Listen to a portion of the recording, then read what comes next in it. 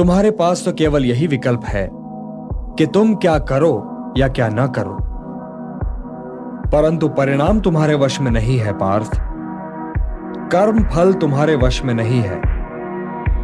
तुम्हारे अधिकार की सीमा इस विकल्प पर समाप्त हो जाती है कि तुम युद्ध करोगे या नहीं करोगे, किंतु युद्ध का परिणाम तुम्हारे हाथ में नहीं है। यदि तुम विजय चाहो भी तो यह आवश्यक नहीं कि विजय तुम्हारी ही हो जाए, तुम्हारी पराजय भी हो सकती है। किंतु यदि तुम विजय से मोहित नहीं होगे तो पराजय से भी नहीं घबराओगे। यदि तुम ये सोचो पार्थ कि चाहे विजय हो चाहे पराजय, किंतु तुम तो केवल इसलिए युद्ध कर रहे हो कि युद्ध करना तुम्हारा कर्तव्य है, तो विजय के सुख या पराजय के दुख का प्रश्न ही नहीं उठता। विजय और पराजय, जीवन और मृत्यु, सुख और दुख के प्रश्नों में ना उलझो और युद्ध करो। यदि इस युद्ध में तुम्हारी विजय हुई तो पृथ्वी का राज्य और यश भोगोगे, और यदि वीर गति को प्राप्त हुए तब भी यश के साथ साथ स्वर्ग पाओगे। इसलिए हे कौन्तेय, उठो, सुख दुख, लाभ हानि, जय पराजय सबको समान समझो और युद्ध करो, कि यही तुम्हारा क्षत्रिय कर्तव्य भी है और मानव धर्म भी। और जो न विजय से सुखी हो और न पराजय से दुखी, वही स्थित प्रज्ञ है, यही कर्म योग है। तुम सर्वश्रेष्ठ धनुर्धर हो, परंतु यदि तुम्हारा आखेट तनिक भी इधर से उधर हो जाए तो तुम चूक जाओगे। तुम्हारा अधिकार तुम्हारे वाण संधान पर है, तुम्हारा अधिकार तुम्हारी दृष्टि पर है, परंतु उस मृग पर तुम्हारा कोई अधिकार नहीं जिसकी ओर तुम बाण चला रहे हो।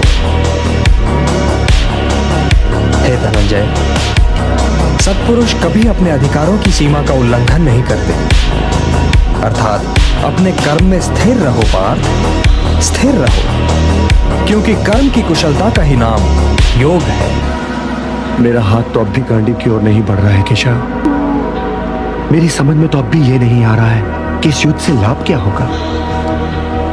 तुम ये निर्णय केवल इसलिए नहीं ले पा रहे हो पार्थ कि तुम इस क्षण को केवल व्यक्तिगत लाभ और व्यक्तिगत हानि के तुला में तोल रहे हो। यही तो मोह का बंधन है पार्थ, यही तो तुम्हारे शोक की जड़ है, और इसीलिए तुम्हारा ये कायर, पलाय और कलंक में डुबोने वाला शोक न तुम्हारे हित में है और न ही समाज के हित में।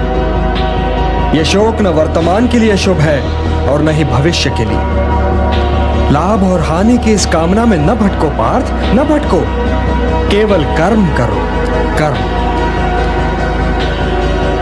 हे पार्थ, सामान्य पुरुष विषय का ध्यान करता है और विषय का ध्यान उसे आसक्त बना देता है। इस आसक्ति या लगाव से काम का जन्म होता है। जब काम की पूर्ति नहीं होती तो क्रोध उत्पन्न होता है। जब क्रोध उत्पन्न होता है तो विषय के प्रति मोह और बढ़ जाता है, और जब मोह और बढ़ जाता है पार्थ, तो सोचने की शक्ति भटक जाती है। जब सोचने की शक्ति भटक जाती है तो बुद्धि का नाश होता है, और जब बुद्धि का नाश होता है तो मनुष्य का सर्वनाश हो जाता है। और हे कुंती पुत्र, तुम्हारा ये मोह तुम्हें बुद्धि के विनाश की ओर ले जा रहा है। तनिक सोचो पार्थ कि जिसके पास बुद्धि ही ना होगी उसे शांति कैसे मिल सकती है।